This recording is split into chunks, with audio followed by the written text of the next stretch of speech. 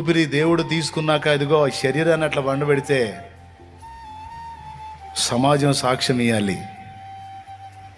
దేవుడు లేచి నిలబడి స్వాగతం పలకాలి నీకు నాకు. రా నా కుమారి, రా నా కుమారుడా, రా.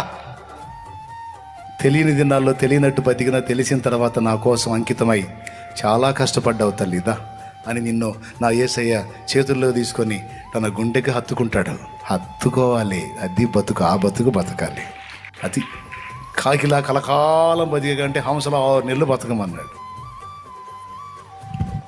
సమాజాన్ని వెలిగించేటువంటి జీవితం, 10 మందికి ఆసరా అయ్యే జీవితం, కుటుంబానికి దీపం అయ్యే జీవితం, పుట్టిన గ్రామానికి రక్షణకరమైన జీవితం.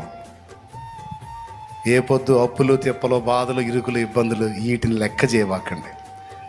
నేను చెప్పిన వాటిని మీరు తీసుకున్నట్టయితే ధన్య